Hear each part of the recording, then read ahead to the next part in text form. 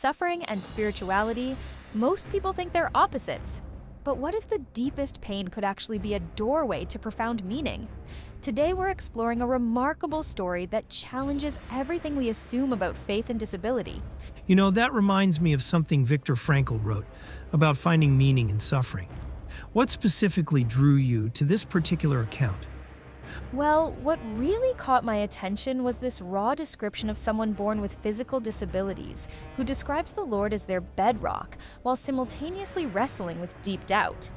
They paint this vivid picture of crying out in the darkness, questioning how blessing and affliction can coexist. That's fascinating. It's like those ancient desert fathers who wrote about the dark night of the soul, right? This tension between deep faith and deeper questioning. Exactly.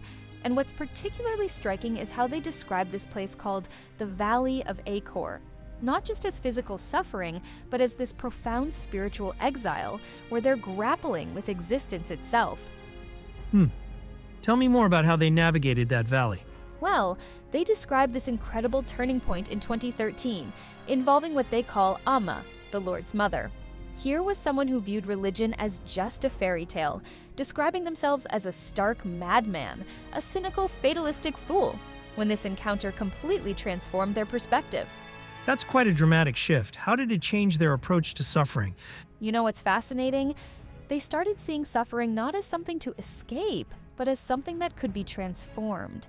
They talk about this concept of dying while living not in a morbid way, but as a form of spiritual rebirth through loving others. So rather than fighting darkness with darkness, they chose to spread light through love? Exactly. And what makes it so powerful is that they don't claim some miraculous cure. Instead, they describe this process of finding meaning within their suffering. They talk about these initiation rituals from their youth, suggesting they had to rediscover their childhood faith through the lens of adult pain.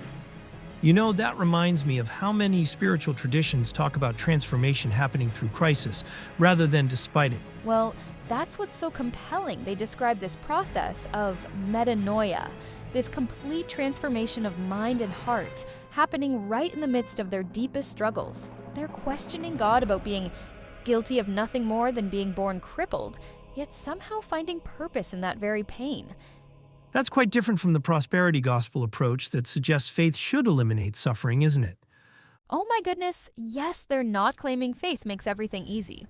Instead, they're describing this profound journey of finding purpose within pain, of discovering how to live fully even in circumstances they wouldn't have chosen. And how do they maintain that perspective in daily life? They describe it as this ongoing process of choosing love and meaning every day. They talk about finding ways to die yet live, using those capital letters to emphasize this spiritual truth about transformation through surrender. That's such a countercultural message in today's world of quick fixes, isn't it? Absolutely fascinating how they found this delicate balance between acknowledging their pain while not letting it define them. They talk about resisting what they see as the source of their suffering, not through bitterness, but through choosing love. Looking ahead, what do you think are the broader implications of this perspective on suffering? Well, I think it offers this radical alternative to our culture's approach to pain. Instead of trying to eliminate suffering at all costs, maybe there's something profound to be learned about finding meaning within our challenges, about allowing our pain to transform us rather than destroy us.